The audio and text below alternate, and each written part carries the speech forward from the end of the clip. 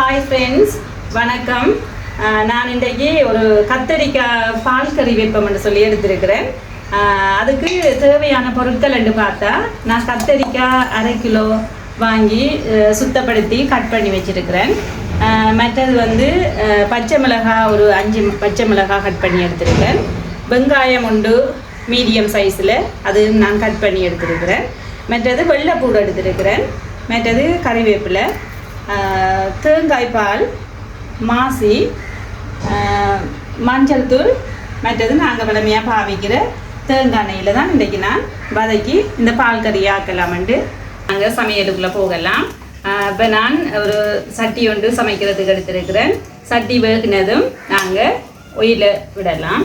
இப்போ எண்ணெய் சூடாகிட்டு நாங்கள் இதுக்குள்ளே பச்சை மிளகாயை நாங்கள் சேர்த்து கொள்ளுவோம்.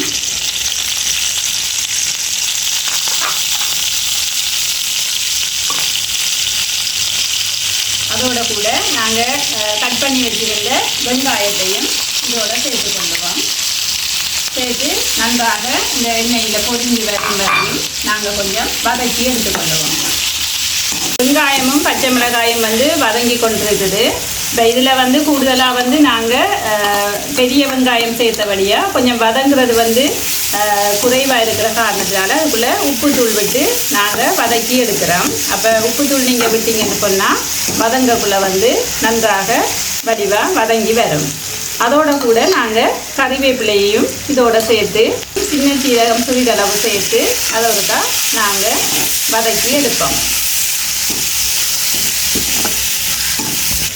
இதுக்குள்ளே நல்லா வதங்கிப்பட்டு வர்ற டைமில் நாங்கள் வெள்ளைப்பூடு கொஞ்சம் சேர்த்து எடுப்போம். வெள்ளைப்பூடு சின்ன பல்லாக இருந்தால் நீங்கள் முழுசாக போடலாம். அப்படி இல்லைன்னு சொன்னால் பெரிய இதுன்னு சொன்னால் நாங்கள் 2 கட் பண்ணி போட்டு நல்லா வதங்கும் வரையும் நாங்கள் வதக்கி எடுப்போம். நல்லா பொன்னிறத்துக்கு வரும் வரையும். ஓகே ஃப்ரெண்ட்ஸ், இப்போ நல்லா வதங்குப்பட்டு வந்துட்டு வெங்காயம். இப்போ நாங்கள் கட் பண்ணி வச்சுருந்த கத்தரிக்காயை இதோட சேர்த்துக்கொள்ளுவோம். இதோட சேர்த்து நாங்கள் நல்லா பிரட்டி விட்டு கொஞ்சம் வதங்கும் வரையும் நாங்கள் ஒரு 5 நிமிடம் மூடி வச்சுக்கொள்ளுவோம்.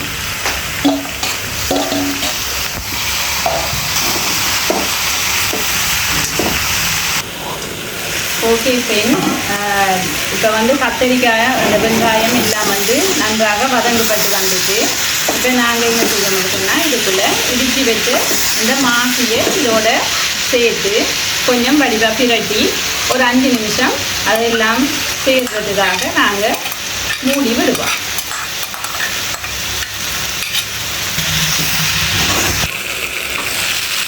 ஓகே, இப்போ நன்றாக எல்லாம் சேர்ந்து பதவிட்டு வந்துட்டு இப்போ நாங்கள் இதுக்குள்ளே ஒரு தேவைக்கேற்ற மஞ்சள் தூள் கொஞ்சம் இதுக்குள்ளே சேர்த்து கொள்ளுவோம். மஞ்சள் தூளை சேர்த்து நாங்கள் வடிவாக எல்லா அளவும் மஞ்சள் புளிவர அளவுக்கு நாங்கள் பிரட்டி விட்டுட்டு நாங்கள் தேங்காய் பால் புளிஞ்செடுத்துருக்கிறோம். தேங்காய் பாலை இதோட சேர்த்து பிரட்டி விடுவோம்.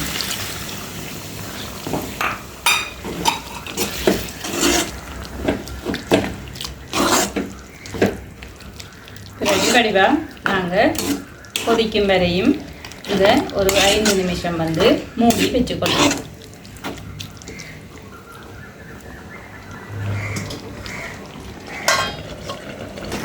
நன்றாக கொதித்து நல்ல மணத்தோட நல்ல மாதிரி இருக்குது.